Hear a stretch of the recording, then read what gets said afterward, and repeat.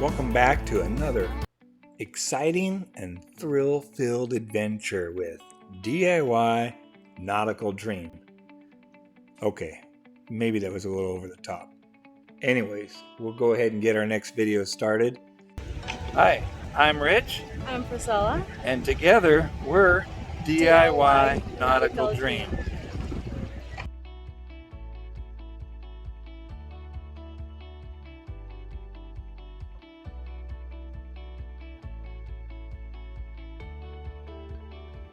Welcome back to another episode of DIY Nautical Dream. I'm Priscilla. And I'm Rich. Together, we make DIY Nautical Dream.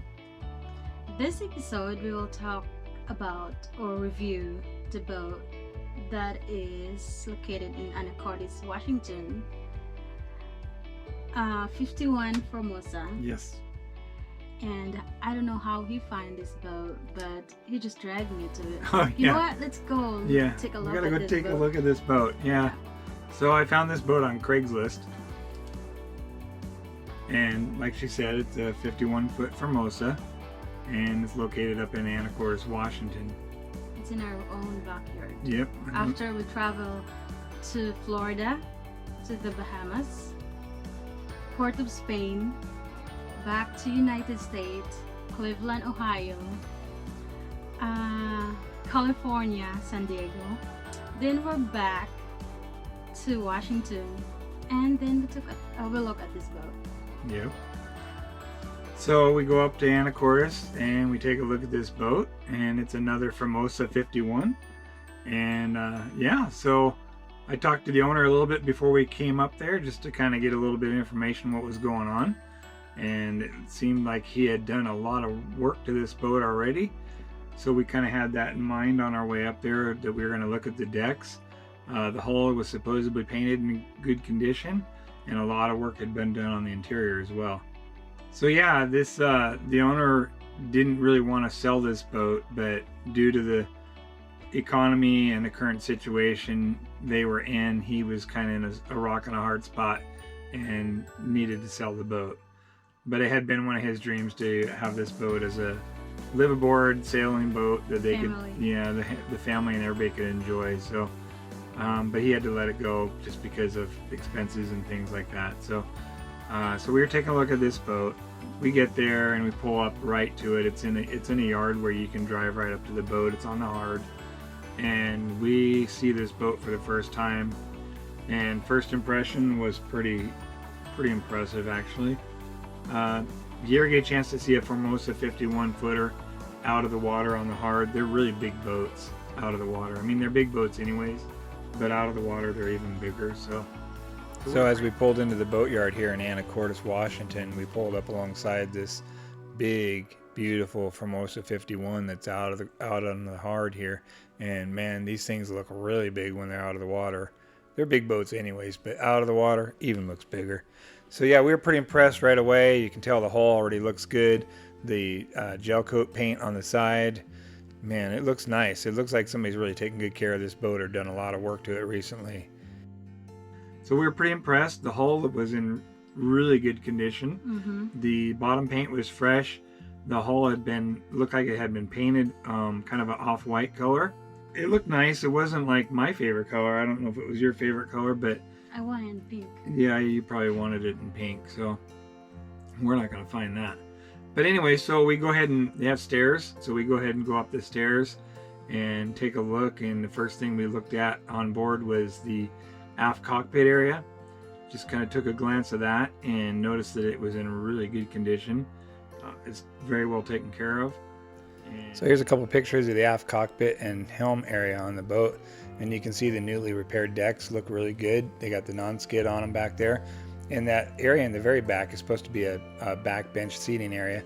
Doesn't look like it was completed yet, but still looks really nice. And then all the bright work around there, and then the wood helm steering wheel, everything looks really nice back there. It's a good first impression for us. And so then we proceeded to head inside the boat and take a look inside there. And the interior of this Formosa was in really good condition. I wouldn't say it was perfect, but it was in pretty good condition. considering this family's living aboard this boat while they're showing it at the same time, it was pretty clean and organized, and it was just a really nice. They presented the boat very well, I'll say that, and we were able to look around and see everything that we wanted to see. The interior main salon area was really good condition. The wood in there, the teak, is all just a really nice looking teak. Looks like they kept it up pretty well. There was a few areas. So here's a few looks of the main salon area as we walk down the companionway stairs. You'll notice the companionway stairs are really nice. They're really nicely kept. They're in good shape. They don't look like they have any water staining, water rot on them, or anything like that. But these stairs can be slippery when they're wet, and a person could fall and really hurt themselves bad coming in these companionway stairs if they weren't careful. But anyways, as you look at the main salon area, you can see that it's big, open, roomy. The teak is very beautiful. It's bright. Everything looks really well kept in here. It just looks like a really nice space where a lot of people could hang out real comfortably and really have a good time, either at anchor, dockside, or sailing out underway somewhere. This is a beautiful boat. First impressions were just like, wow, we're really impressed. Very nice. There was a few areas that probably could use some touch up, things like that, but it's an old boat as it is, and the condition it's in really good condition in the main salon. So then we proceed to the aft cabin because the owner had been telling me about how much they had modified the aft cabin on this boat and modified the bed. And so we wanted to see that because we know how the other Formosas we've looked at wasn't something that we would like. So we went ahead and headed back there to take a look at this aft cabin bed modification, and to our surprise, it was a partial walk around on either side instead of the steamroll style bed that most of the Formosas have on them. This one actually has a partial walk around where you can walk around the front of the bed, or you can get on from either side, which was really nice. He already fixed it, right? It was steamroll bed, and then he fixed it. Yeah, that's what I just said. Okay. Yeah, you gotta kind of keep up, So anyways, like I was saying, the bed is accessible from either side, so that makes it really nice. And it just gives you a feeling like the room has a little bit more room to it than what it would if it was in the other position. The bed was in the other position, so that was nice. So here's a look at the aft cabin, the bed layout in the aft cabin, and it really turned out really nice. Although it's not finished, you can see the concept and the idea is not far from being complete. And so what they did is they basically cut away all the side wood that was on the sides of the beds and actually just made it into a bed. It's kind of like it's freestanding on its own little pedestal. So you lose a little bit of the storage that's underneath the bed, but now at least you have room to step on and off from the very sides towards the end of the bed, which makes it easier to get in and out of the bed. They just need to put a little step off to the side to kind of cover up the sloping sides of the hole there. As you go farther back, it starts to increase the hole slant a little bit. So yeah, it's a good idea. It's a good concept. I don't know why Formosa didn't do this on more of their boats, but on the center cockpit versions of the Formosas, they have a nice bed in the aft cabin and quite a bit of headroom and stuff. But yeah, so this is a great compromise. It turned out really well. It just needs to be finished. But yeah, I like the idea. Baby and I both like the design of it, and it's functional, and it would really solve the main problem of the aft cabin bed. And he had said that cost quite a bit of money. I think he said he spent like $20,000 to get that bed modified, and it wasn't even complete. So my honest opinion, I think he spent a little too much on that because it wouldn't have required that much time, labor, or materials. But either way, it is what it is. But it's a great idea. I don't know why Formosa didn't come out with this design as it was new, because it just opens up more space in the bedroom. And yeah, you lose a little bit of storage under the bed on the sides, but you gain that comfort of being able to get on and off the bed in a normal fashion. So that was nice. Also, in the back bedroom in the aft transom, it has the 3 windows in the transom, which we really like on the Formosas. That was a big plus. Here's a couple of looks at the transom. It's got the 3 windows in the transom, just like Baby and I have been looking for. And it's a really beautiful view. We love that view from the outside. And here's a view from the inside of the aft cabin, taking a look at the 3 windows from the inside. just lightens it up, gives that view. You can look out those windows when you're at anchor watching the sunrise or sunset. Just really neat. I like it. I think it's a really cool classical look. It was very bright, very really light and airy feeling in the back bedroom, which was cool. It just made it, I think the white made it feel like it was bigger than it probably was. It just seemed like it opened up. But it was enough balance. There was still plenty of teak in there and plenty of cabinet space for storage. I think it was kind of really balanced well. And I think we both really liked. Do you like that? Did you like the bed? Yeah. Yeah. One of the things we noticed back in the back bedroom, though, there were some wires exposed, some pieces of paneling that was removed. I don't know if they were troubleshooting or if they were chasing down some leaks or they were adding some electrical components up on the helm, because the helm's directly above. And I don't know if they were doing some modifications with electrical or if there was problems or what exactly was going on back there, but the wires were exposed. So no big deal. I mean, that's the wire run anyway, so you would take that panel off to access the wires anyways if you were doing any kind of work or maintenance on the boat. So here's a couple of views of those areas where the panel was removed to expose the wires. It very well could be that they were just using it to run some new wires up to the helm, which is right above the aft cabin or the cockpit area, and either that or they could have been doing some electrical troubleshooting, or maybe there was a leak they were trying to track down. But it'd be a common area to take off that panel to do some maintenance or adding new capabilities of electronics up on the cockpit up there up on top. So we liked everything that we saw in the aft cabin. The kind of bed though back there is, you got to be careful if you're sitting up because you do have limited headroom.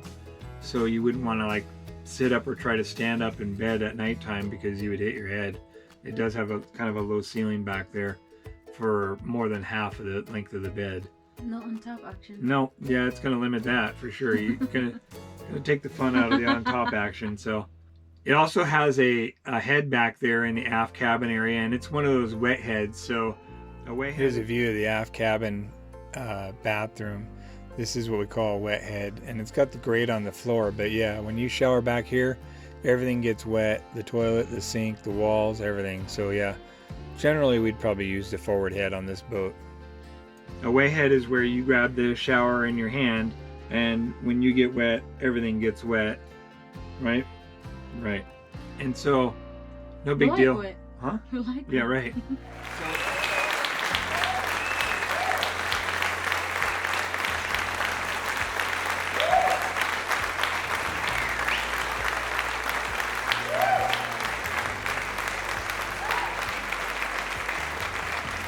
So it's not a real big deal though, because on the Formosas, the forward head would be what we would consider the primary. That would be the main head for us. That'd be where we'd shower. It has a nice stall shower, things like that. But on this one, the aft head is in really good condition. It's really they took care of it, and it's in really good shape. So we liked what we saw back there, and continued moving forward. We took a look at the galley, and the galley on this Formosa layout is also in the main salon area. It's right as you come down the stairs. And this one, here's a real general view of the galley on this boat. We've looked at galleys on several other Formosas, and this one's laid out the same. This one has really nice appliances and countertops, and the wood and everything's in really good shape. So it's basically the same as we've seen on most other Formosas. But the galley, like I said, is also in the main salon, and we don't prefer that. Some of the Formosas have the galley down on them, down in the lower salon, but this one's up above in the main salon, and it's really well appointed. It's in good shape. Everything looks like the equipment and the stove and all that looks like it's fairly up to date. It's in good shape. I mean, so we wouldn't have to invest any money in doing any galley refit or anything like that. It's already good to go. This boat also, on this Formosa, you can pilot the boat from inside as well. And there's a steering helm inside. There's a control station there. So you can also pilot the boat from inside as well, which is nice. One of the nice features on this Formosa is you can drive it from inside as well. So it's got a helm station here up on the forward left in the main salon area. And so yeah, you can drive it from there when you're in inclement weather or heavy seas and you don't want to be outside in the cold. You have great weather protection. The nav station area on the inside of this boat had been updated. The electronics panel, the control panel had been updated at some point. It was fairly modern. So it's another thing a person wouldn't have to update on this boat, so that's good. On this boat, the electrical control panel has been updated to a more modern control panel, which is a really nice feature. And then just to the left of the inside helm station there, that's where the nav station, the nav desk is at. And then in this larger picture here, you can see it's off to the left in the main salon area. But yeah, it's really nicely well laid out, and it's still fairly up to date. So that'd be some expense you wouldn't have to spend right away upon purchase of this boat. It's always nice to have electronics that you don't have to invest in right away, because that's a sizable amount of money. The other thing we noticed on this was the engine compartment was easily accessible. It's right underneath the main salon floor. And so we took a look at the engine on this, and he told us that this boat was pretty much turnkey ready. If we put it in the water, it's good to go. The engine's good to go on it. All the running gear is in good shape. If that proved out to be true, that'd be really big for us. The one thing. So here's a couple of looks inside the engine room, which is actually underneath the floorboards on the main salon. Yeah, taking a look at the front of the engine here, it doesn't look too bad. Looks like it has a little bit of staining and corrosion on it, light corrosion, nothing major. Looks like there's an extra raw water pump laying down there in the bilge next to the mounting structure. And so yeah, it's your basic Ford Lehman inline 6 diesel engine. And these are real workhorses. They used them in a lot of boats back in this day. And so parts are readily available for it, which makes that always a nice feature to have if you're in a foreign country or foreign port. You can almost always source parts for these. So the engine looks pretty good. Heat exchanger looks good. So I imagine that what the owner said about it being turnkey is probably most likely true. Without going on a sea trial or hearing it run, we wouldn't know for sure. And then you can see here is the aft end of the engine where the transmission is, and the drive shaft goes out through the rear of the hull. So everything looks like it's in pretty good shape. It's not all rusty and corroded, so it's probably all right. You know, we finished up looking up in the engine room and the bilge area. It looked like it was pretty clean. The fuel tanks, I wasn't sure if, you know, they had early signs of corrosion on them or not. I'm not a metal specialist, but they looked like they were serviceable. So here's a look at the fuel tank we were talking about. It just looks like it might have some surface rust on it, but it's really hard telling what's on the bottom or the backside. We can't see, but it's probably not a big deal. Just something to maybe keep an eye on. So we were good with that.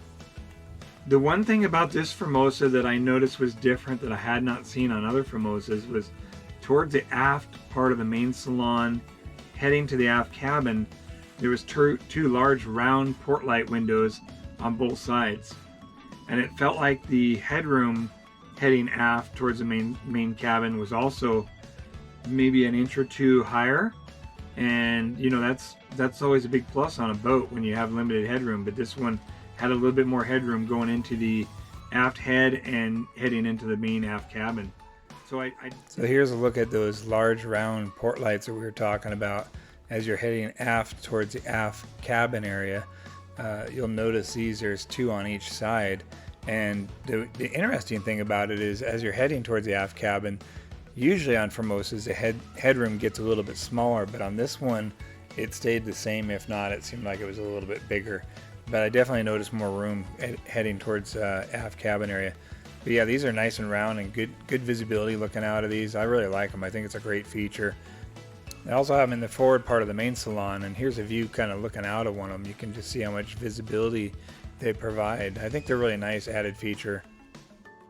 So I did notice that. I picked up on that, and I thought that was pretty unique to this boat. I had not seen that on other Formosas. And by this point, we've looked at a few Formosas, so this one was a bit different than any others that we had seen. It had double teak railing around the aft cockpit, which I had not seen that on any of the others before. And I know that these boats can be really customized when they were being built in the Taiwan shipyards. So here you can see those teak railings that we're talking about that go around the aft portion of the cockpit area. Man, these things are really nice. These are like double high, and they serve two purposes. One, they're just really beautiful looking teak bright work on the exterior of the boat. And the second is it provides really good security when in heavy seas or anything like that. It's kind of like another lifeline style back there layer of protection. So yeah, they're pretty nice looking and they're really sturdy looking too. So I'm sure you could grab onto those and hold on. So maybe these were some purchase owner options that were exercised when it was being built in the yard in Taiwan. I don't know, but they were all good options if they were, and it just added to the size of the boat. It added to the living space in there and the comfort of moving around without having to worry about bumping your head, things like that. And the windows were big and you could look at them, so that was a big plus as well. It also had a double hatch forward of the main salon, just right by the main windows. Up above there was like a double hatch system there that I had not seen that before as well, so that was unique to this boat. A lot of little... Here's a picture of those two large double forward hatches we were talking about. These are made out of teak, and man, these things could let a lot of air in the boat on a hot summer day or at a hot anchorage somewhere. So this is a really big benefit to have on this boat. A lot of little features on this boat that I had not seen, we have not seen on any of the other Formosas. And they were all benefits, right? These were all pluses to this boat. I don't know if they were added in the shipyard or if these were things added after somebody purchased a boat, but they're all good ideas. They were all planned out well and looked really nice and only added positive vibes to the boat, so that was cool. There was a overhead panel that had been removed. It looked like they might have been chasing a leak or maybe using it for a conduit to route wiring or something. I don't know. But here's that panel area that we were talking about where the ceiling headliner panel was removed for some reason or another. It doesn't really look like they were chasing a leak in this area, but who knows, maybe they did a really good repair and nobody can see it, or either that or maybe they're going to route some wires or something. I noticed the panel was off, so it wasn't a big deal. It's just one of those things we pick up on. So heading forward, you go down 2 stairs and you head down into the lower salon area, and that was equally as nice. It has 2 large couches or seating areas on either side of the lower salon, and the lower salon is very open and very roomy. It's really nice. I mean, you could have a dance floor down there. You could have a big screen TV down there. You could have a nice solid teak table down there. It's really open. It's like a whole nother living space down there.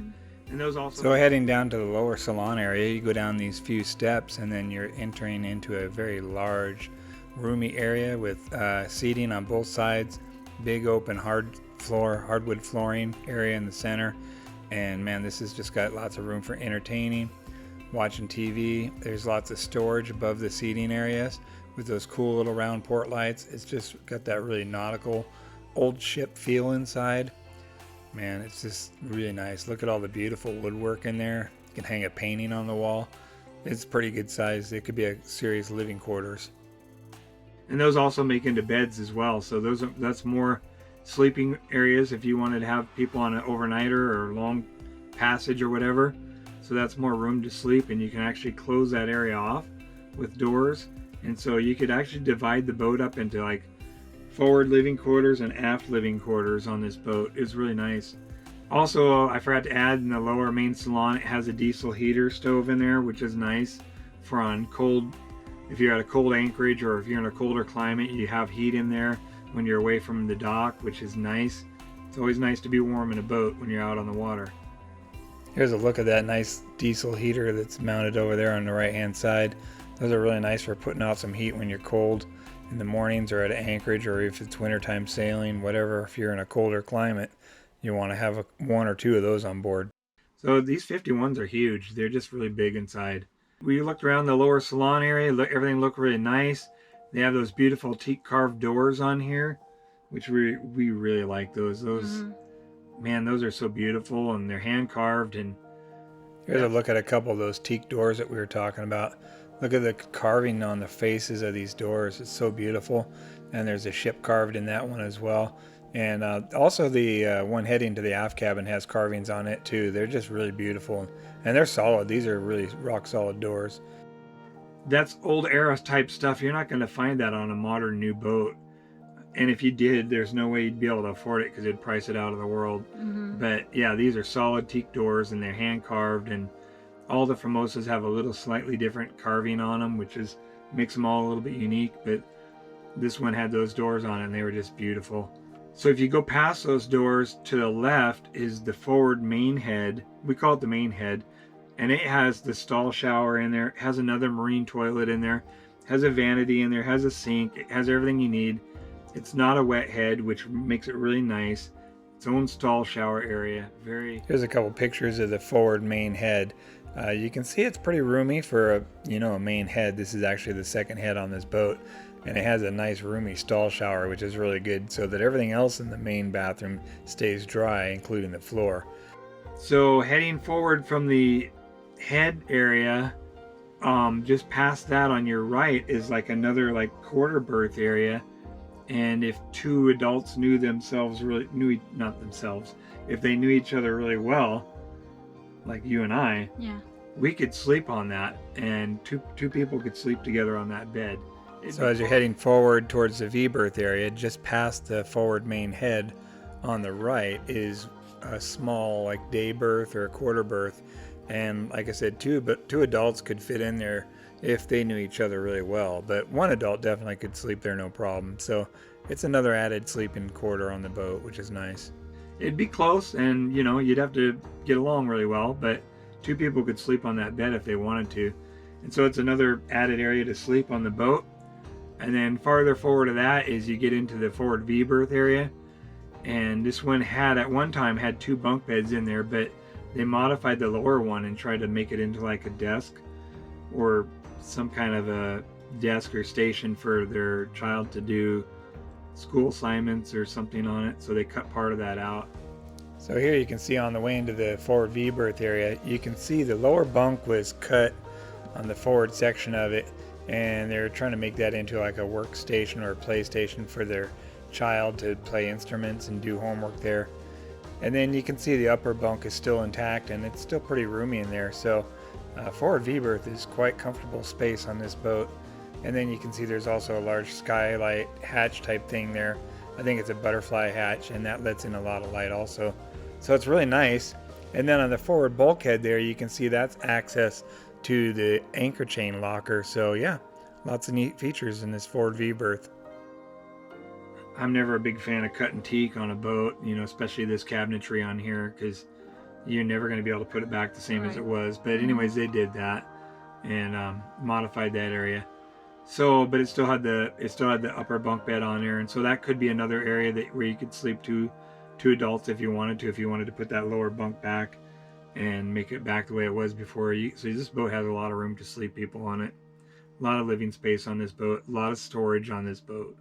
Everything looked really good. We saw very few areas where there might have been any kind of water damage or any kind of rot. It looked like they pretty much had a handle on most of that, or had already repaired most of it. Mm-hmm. But there was one big area up in the galley, up underneath the cabinet area there, right around where the sink is at, and that is typical on the Formosas. That's a typical leak area. They almost always leak there, and this one was no different.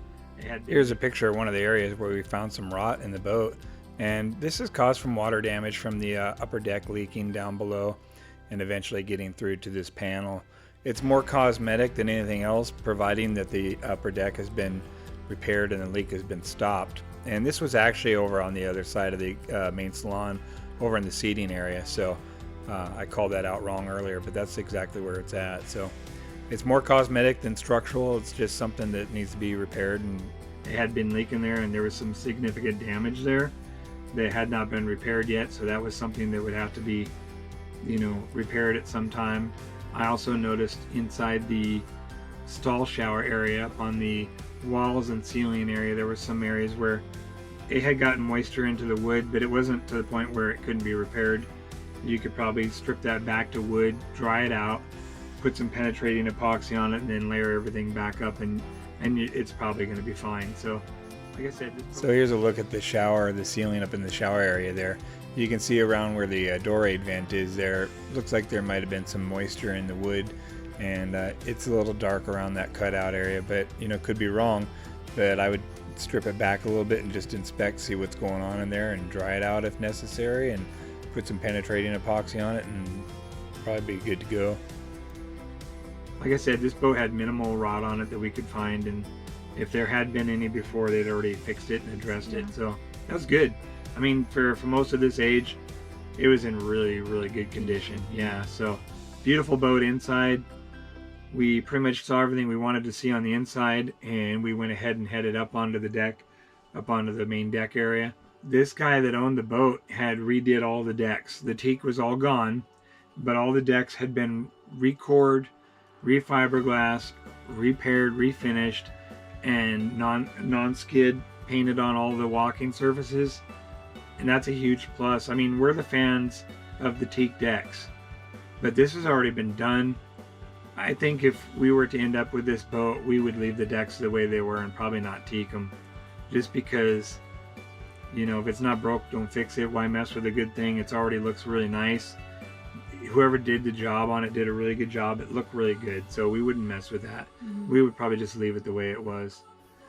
So here's a couple of views of the decks that have been repaired. Now these were once covered with teak, but then the owner had them repaired, which means stripping them back, removing the old teak, exposing the rotted core, replacing the core, relaying new fiberglass down, you name it, putting down new non-skid on there and all that. I mean, it turned out really good. Whoever did this spent a lot of money, took a lot of time, did a really good job.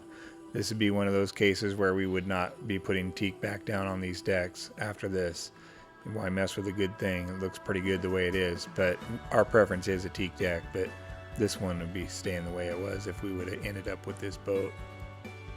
Heading forward on the main deck, it has the beautiful butterfly hatch on the forward portion of the deck. We really like those butterfly hatches. They let a lot of light in down below.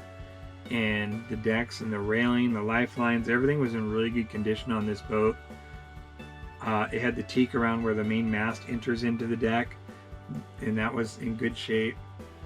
Here's the forward section of the main deck where the mast cutout is, and it's got the nice teak pins all around it, teak standing frame, all that looks like it's in really good shape, which is kind of rare. You oftentimes have to rebuild those on a lot of the Formosas just because they've been worn away by the weather and everything, but this one looked pretty good. The bowsprit on this boat was beautiful. Oh my gosh, that's the dolphin viewing platform, as we've mentioned on other Formosas. And on the way up to the forward bow pulpit area where the dolphin viewing platform is, that we call it, is actually the bowsprit. But on the way up there, you can see everything's really nice, great condition. It's got the windlass up front, and then you see the bowsprit up at the very front. I think the bowsprit on these is like 12 feet long or something like that, so they go pretty far out there, but it's another thing you have to pay for extra moorage on too, so you always want to keep that in mind when you're shopping around for these types of boats. And this one was in really good shape. This boat was, yeah, somebody put a lot of time, energy, and money into this boat and doing a refit on it, and it showed. It was in really good condition. I mean, you had to really hunt to find anything major wrong with this boat, as far as the hull, the decks, the interior, the wood, the bright work, everything was spot on. I mean, we found a few areas in the galley, and like we talked about in the shower area, maybe the fuel tank was a little rusty on the outside, but everything, yeah, I mean, it was good condition. And he had mentioned that. He said this was a turnkey boat, so we kind of believed from what we saw, we believed that was probably the case. Okay, so everything checks out really good on deck. Everything checks out really good internally. Everything checks out in the lower bilge area with the engine and the running gear, the transmission. Everything looks really good. This boat has electronics on it for navigation, so we wouldn't have to invest in that. Here's a quick view of the outside helm station, and there is a chart plotter inside there, and so it does have some limited navigation electronics on this boat. It has the vents, it has the bright work, everything's fantastic on this boat. This is a Formosa in a class all by itself as far as how beautiful, chain plates look great on it, everything looks great. Here's a couple looks at some of the dorade vents that were replaced.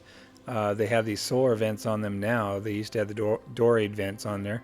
So the solar vents are on there now and keeps the area ventilated and doesn't require any connections or electricity, which is kind of a neat feature. Also, if you take a look here, you can see some of the bright work and the double stacked railing around the aft transom area, which is unique. I have not seen that on any other Formosas.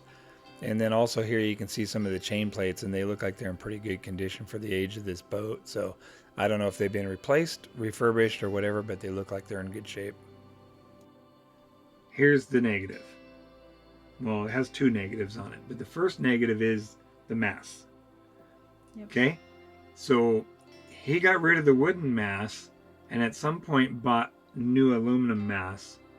The problem is the main mast has a splice in it. And we're not a fan of that. The insurance companies are not a fan of that. And it did not also, the main mast did not have a boom. And it didn't have any rigging cables for it. It does not have any sails. I don't think he had the spreaders for the main mast. So I'm not a rigging specialist. You're not a rigging specialist. I would rather the engine is missing than to have the mast not right. Because we're going to have to hire help out for that. That is something that I don't know about. I don't know how to do. We would have to hire that out. We're the DIY. We like to do it ourselves. And have to hire out for something like that is not going to be cheap. We have to have all new rigging cables made. Rigging for a Ketch, a 51-foot Ketch, is not going to be cheap. We'd have to source a boom for this boat. And then we have to accept that our main mast has a splice in it. And I know that's not the end of the world for most people, but we plan on sailing around the world and going across oceans, things like that. And having a spliced main mast is not ideal. Correct me if I'm wrong, because like I said, we're not an expert. If anybody has experience with a spliced mast and you're comfortable with it, hey, let us know in the comments what you think about that. We're not a fan of that. It's just a big kind of one of those, it'd be a haunting question mark in the back of our mind anytime we got into a storm. Are we going to be okay? Yeah. So I don't know. Maybe we're just worrying about something we don't need to be worrying about. I don't know. We're not experienced in that area, but it's not something we really want to put on a boat. The second thing is the mizzen mast is also not from this boat, so it doesn't have rigging either, and so it doesn't have a splice in it, which is a good thing.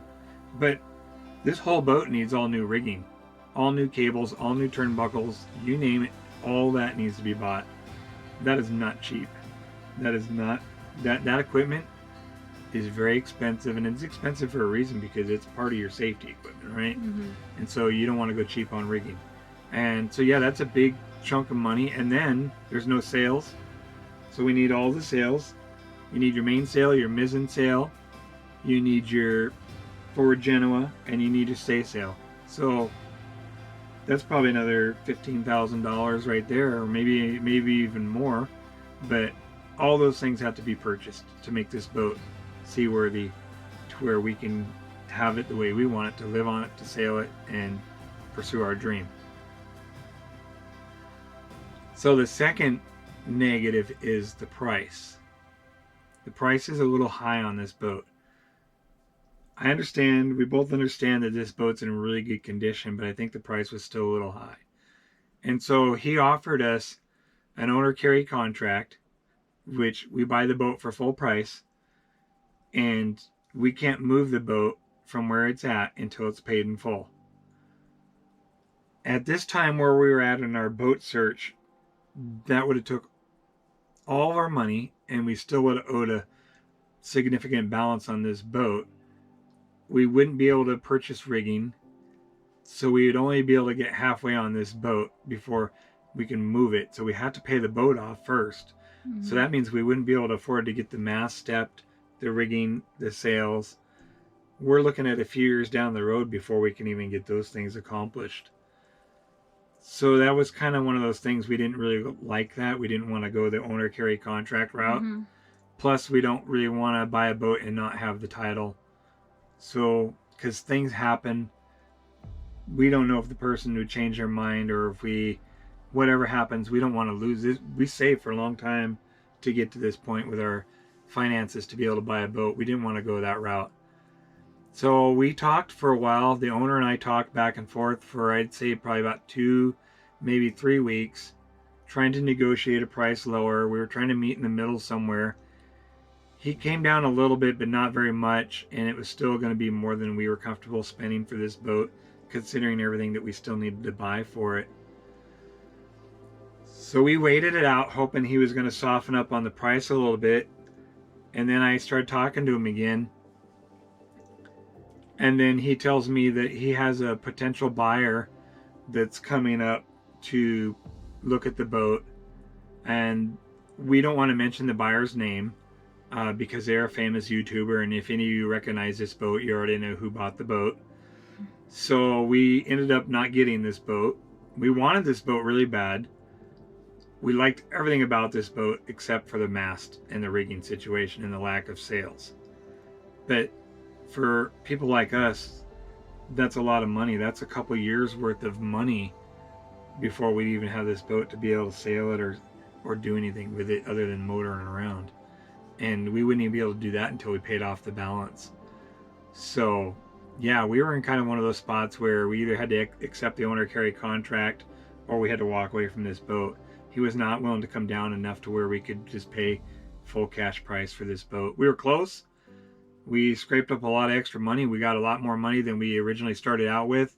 And, you know, sold off a few toys, sold the Jeep, sold the sailboat. We had our own sailboat. We sold that, sold off some toys and came up with some good chunk of cash. We got really close, but still we would have paid everything we had. Yep, none left. And none left for the sails, the mast, or the rigging.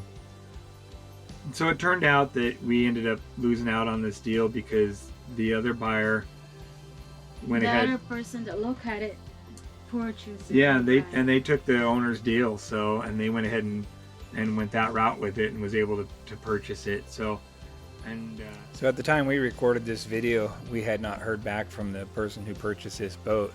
But after we recorded it, I did hear back from Aubrey, who is from Sailing Miss Lone Star, and she is the one who purchased this boat. And we'll put a link to her channel in the notes up at the top and probably in the comment section as well. But yeah, so Aubrey bought this boat. Aubrey of Sailing Miss Lone Star, she purchased this boat. She was in negotiations with the owner roughly about the same time we probably were trying to wait it out, hoping he'd come down on the price a little bit. And then so she kind of was in negotiating with him in the background as well. So that was probably why he was reluctant to come down on the price while we were trying to get him down a little bit into our ballpark. But it all worked out for the better, and she's doing really good things with this boat. So if you want to find out what's happening with it and where she's at with it currently today, check her out on her channel, Sailing Miss Lone Star on YouTube.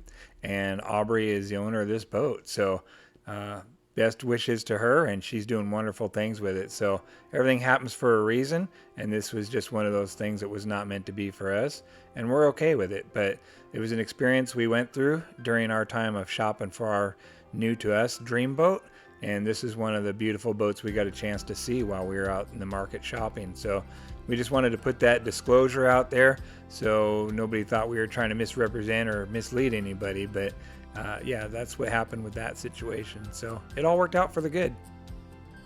so that's where we're at on that. And so we went ahead and concluded our tour of this boat. And like I said, we really liked this boat. This was probably one of those boats that, in my mind, I would have put really high on my list.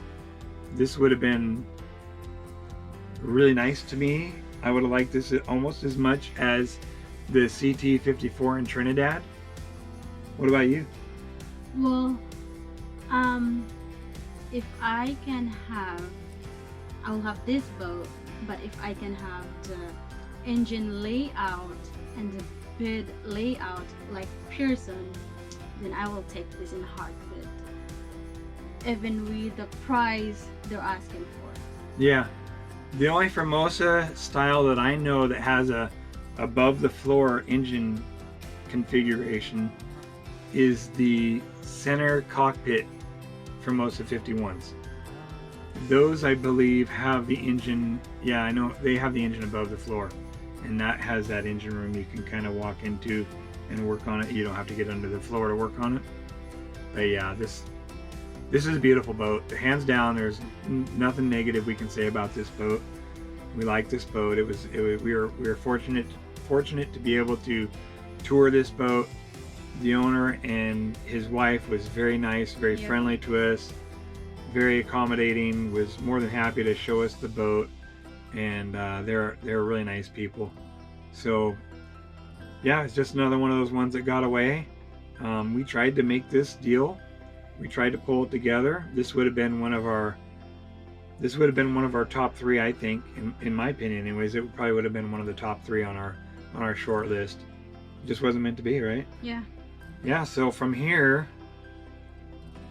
after this boat, we travel to Michigan, and up next is another Formosa 51, and we travel to Michigan to view this next Formosa 51, and it's another beautiful boat as well. So we're looking forward to showing that one. Stay tuned. We're getting really close, and we're almost at the end of this online boat shopping experience, and we are going to reveal the boat we selected very soon. I think we have 2 more after this video. Okay.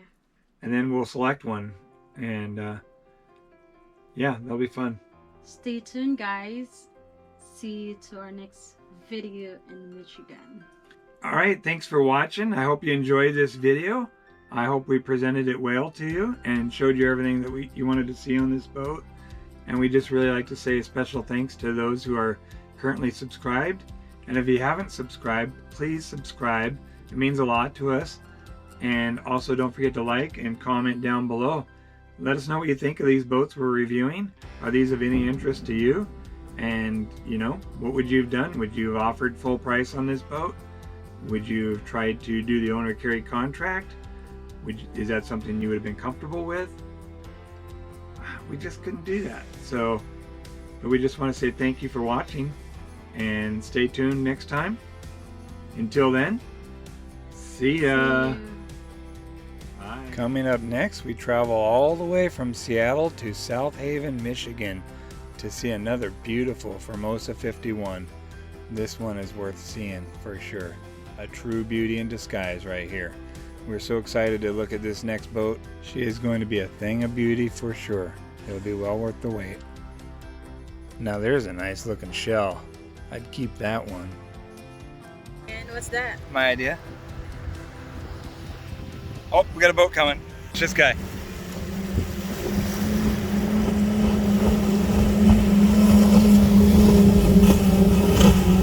Nice.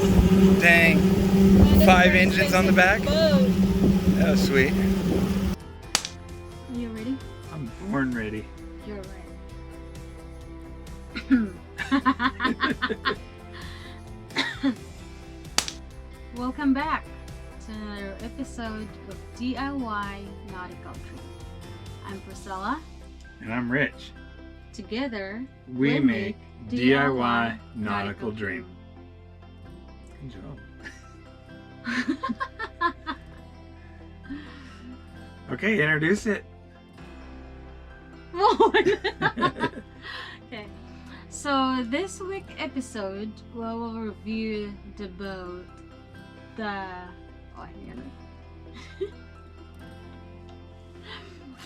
What now? let's read it. Okay, starting from the beginning. Yep. And it's located in Anacortes, Washington. You. Doing good so far. So, I don't know, you don't have your slideshow. Whoa, don't tell them all our secrets.